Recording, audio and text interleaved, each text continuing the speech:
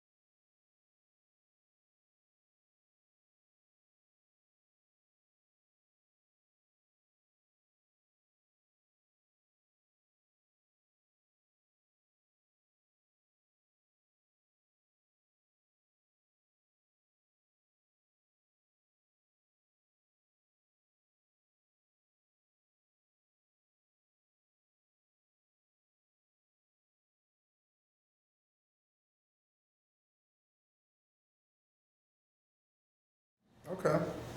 What type of education is required? So I don't think there's a specific education required for this career path. I happen to go to art school. You could go to culinary school. You could go to, honestly, regular college in any way. I think it's really more about having the passion and the drive. Actually, business school would be great too because, it is a business. But yeah, lots of options. Okay. What was your road to your current position? How did you get here? Awesome. So as I mentioned, I went to art school, and while I was in art school, I studied abroad in Italy, and that got me really interested in food.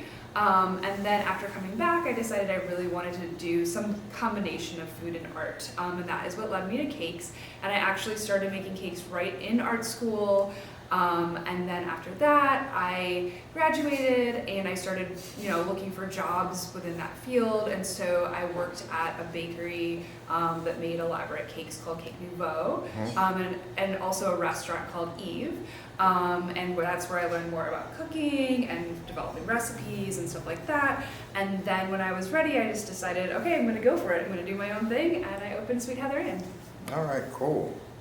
How did you know this was the career for you? That's a really good question. Actually, I get asked that a lot. I think that for me, I don't know that it had to be this specific career, but I know that I'm happiest when I'm making things, right? And so maybe it could have been making other things. I happen to be, really focused on making cakes in art school and then really developing that craft. But I think honestly, I'm a maker at heart, and I think I would be happy with any job where I get to work with my hands like that. Okay. Now, what advice would you give to somebody that might want to follow in your footsteps? My advice would be to go out there. I mean, for me, I think part of my story I didn't actually say was I kind of tried to volunteer anywhere I could. Okay. And that is how I got the job at the bakery, and that's how I kind of worked my way into a kitchen when I didn't have culinary experience. So it's just, seek opportunity wherever you can, and, offer to help, offer to volunteer.